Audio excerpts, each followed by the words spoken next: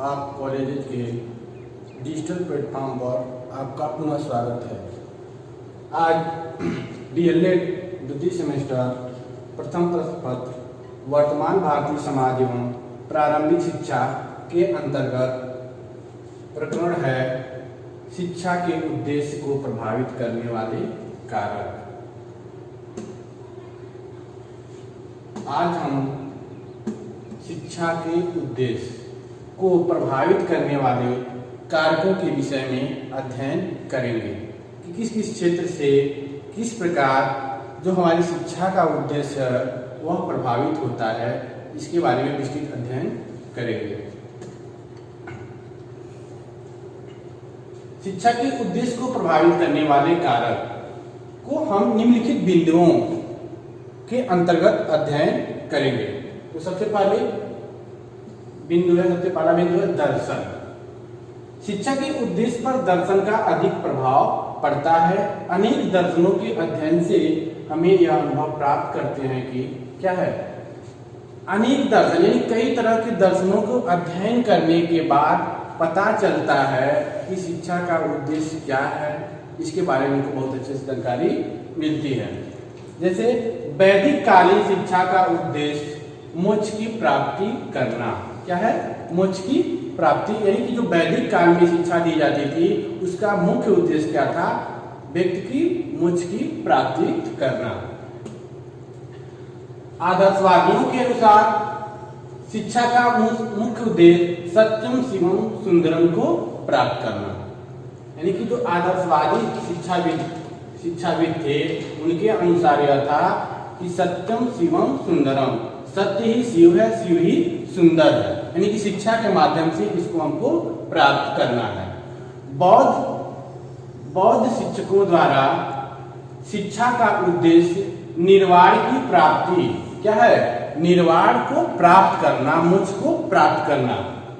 प्रकृतवादियों, जिसके अंतर्गत हाफनाक रूसो भी आते हैं, इनके अनुसार शिक्षा का उद्देश्य है आत्म अभिव्यक्ति, व्यक्तित्व का विकास, संबद्ध क्रियाओं का निर्माण, प्रवृत्तियों का शोधन। ये क्या है? यानी कि जो प्रकृतवादी विचारक थे उनके अनुसार शिक्षा का उद्देश्य है आत्म अभिव्यक्ति, यानी शिक्षा के माध्यम से हमारे अंदर जो भी विचार है उसको आसानी से अभिव्यक्त कर सकते हैं, रख सकते हैं।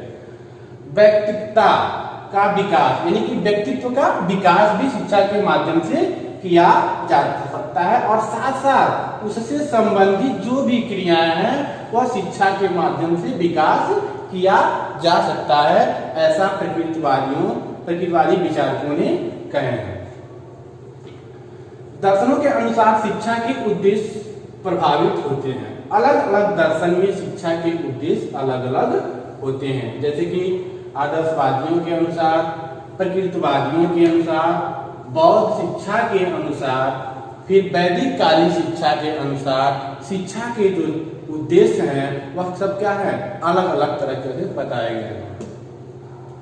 दूसरा है जीवन दर्शन। जैसा कि हेडलाइन से ही क्लियर हो रहा है, जीवन दर्शन यानी कि जिस प्रकार हमारा आसपास का वातावरण होता है, जीवन जीने का तरीका होता है, उसी प्रकार हमारे शिक्षा के उद्देश्य होते हैं।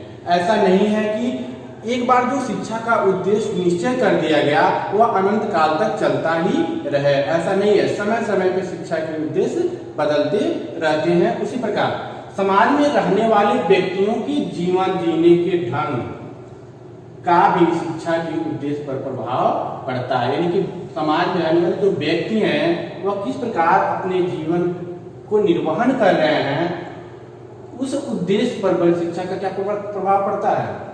गांधी जी के जीवन में जीवन दर्शन का शिक्षा के उद्देश्यों पर प्रभाव स्पष्ट है। जैसा कि गांधी जी कहते भी हैं, कहे भी हैं अपनी शिक्षा के उद्देश्य में कि शिक्षा रोजगार परक हो, स्वावलंबी हो, यानी कि समय के अनुसार शिक्षा का उद्देश्य बदलता रहता है। तीसरा हेडलाइन है राजनीतिक विचारधारा। राजनीतिक विचारधारा यानी कि जिस समय देश में जिस किसी का भी शासन काल होता है उसके अनुसार शिक्षा के उद्देश्य बदलते रहते हैं और शिक्षा का उद्देश्य प्रभावित होता रहता है। सरकार ही शिक्षा की व्यवस्था का कार्यभार संभालती है, यानी जिस किसी का भी देश में सत्ता होता है, सरकार होता है, वही लोग शिक्षा की व्यवस्था को संभालते हैं। जैसे शिक्षा की जो व्यवस्था इस समय है वो समवर्ती सूची में रखा गया है, जिसपे राज्य और केंद्र सरकार दोनों देखते हैं। तो जो सरकार होती है, देश की गवर्नमेंट होती है, वह शिक्षा व्यवस्था को संभालती है, अपने अनुसार शिक्षा को चलाती है, अतः वह अपने अनुरूप ही शिक्षा के ढांचे का गठन करती है। यानी कि वह कौन, सरकार जैसा चाहती है समय के अनुसार उस तरह शिक्षा के उद्देश्य को बनाकर आगे चलती है। इस प्रकार शिक्षा के उद्देश्य पर तत्कालीन सरकार का प्रभाव पड़ता है, यानी कि तत्कालीन यानी वर्तमान समय में जिस पार्टी का जो कोई भी गवर्नमेंट होता है उसका शिक्षा पे सीधे प्रभाव पड़ता है, क्योंकि उसकी देख रेख में शिक्षा आगे की तरफ बढ़ती है। चौथा पॉइंट है सामाजिक विचारधारा, यानी कि जो हमारे देश है, देश में जो गांव है, समाज है, उनकी विचारधारा क्या है, सोच है क्या है, उसके अनुसार भी शिक्षा के उद्देश्य प्रभावित होते हैं।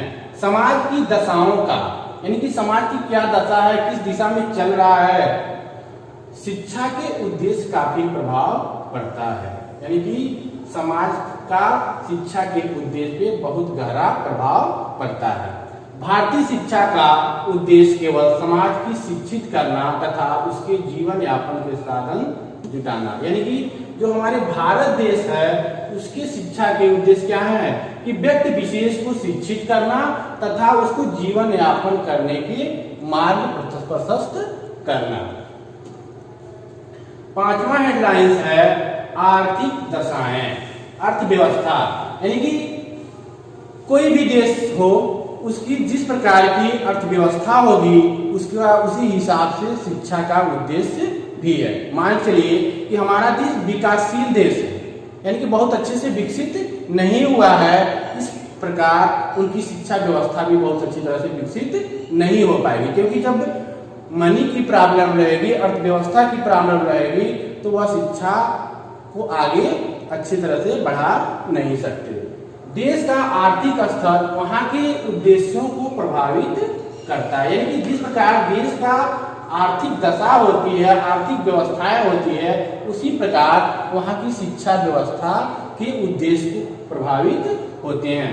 जैसे उदाहरण में भारत देश को ले लेते हैं। देश में आर्थिक साधनों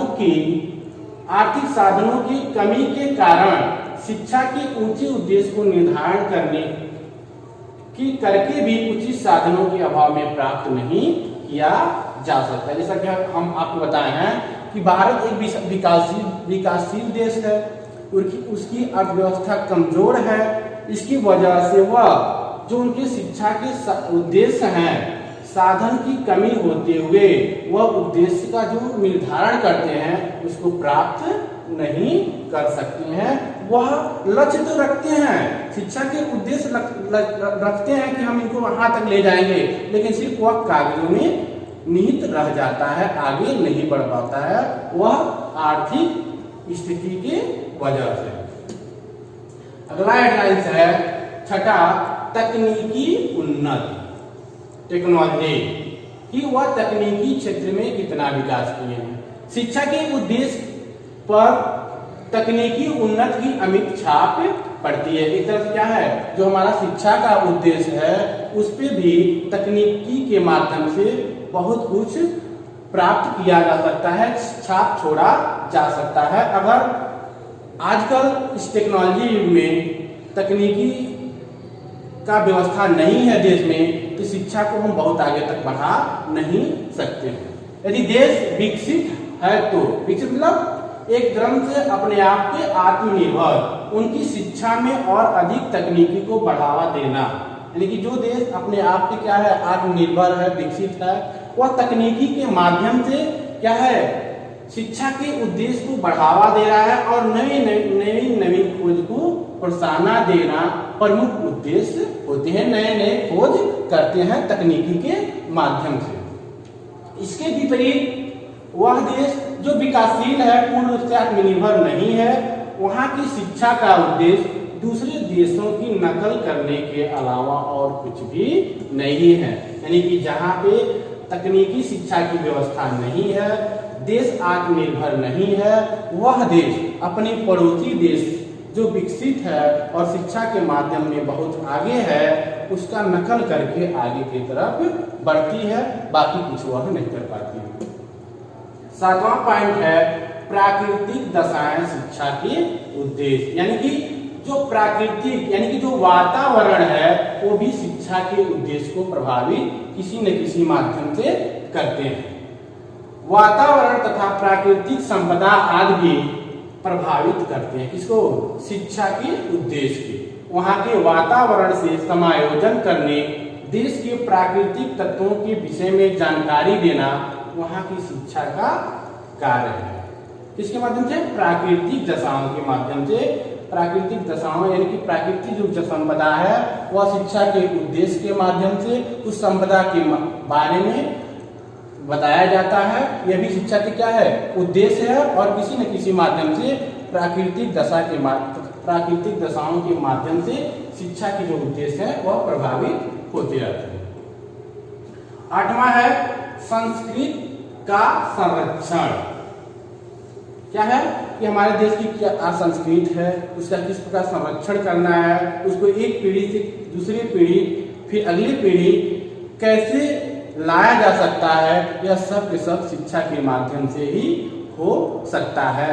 तो कहीं न कहीं जो भारत देश की या फिर किसी देश की संस्कृत है वह शिक्षा के उद्देश्य को प्रभावित करती है। प्रत्येक देश की अपनी अपनी संस्कृत होती है।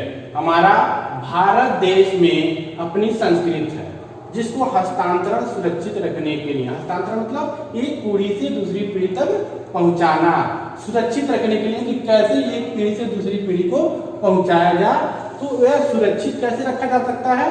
शिक्षा एक ऐसा माध्यम है जहां पर अपनी संस्कृति को हस्तांतरित करके बचाया जा सकता है। मान लीजिए हमारे जो आगे आने वाले हैं लड़के बच्चे और फिर हमारे जो बुजुर्ग हैं, उस समय क्या संस्कृति थी वह शिक्षा के माध्यम से हमारे तक पहुंची और फिर शिक्षा के माध्यम से ही फिर हमारे अगली पीढ़ी तक पहुंचेगी और एक पीढ़ी से दूसरी पीढ़ी में स्थानांतरित हो सकता है।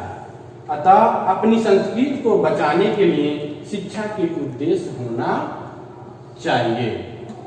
क्या है? अगर संस्कृत का संरक्षण करना है, फिर संस्कृत के बारे में हर एक पीढ़ी को बताना है, तो उसके लिए शिक्षा बहुत ही महत्वपूर्ण माध्यम है। अगर शिक्षा नहीं है तो ऐसा संभव नहीं है। तो कहीं न कहीं संस्कृत के माध्यम से जो शिक्षा के उद्देश्य हैं वह प्रभावित हो रहे हैं। तो लास्ट में निष्कर्ष में हम देख लेते हैं कि कहा जा सकता है कि किसी देश की शिक्षा के जो उद्देश्य हैं, निर्धारण वहां के दर्शन जो हम लोग हेडलाइन में पढ़े हैं, व्यक्तियों की जीवन दर्शन, सामाजिक दशा, आर्थिक दशा, राजनीतिक दशा, तकनीकी उन्नत, प्रकृति दशाओं के आधार पर ही हो सकता है। इन तमाम तत्वों हेडलाइंसों के माध्यम से हम अध्ययन किए कि यह कहीं न कहीं किसी न किसी माध्यम से हमारे जो शिक्षा के उद्देश्य हैं उसको प्रभावित कर रहे हैं। तो आज का क्लास यहीं पे समाप्त हो रहा है। अगले क्लास में हम आपसे फिर मिलेंगे। धन्यवाद।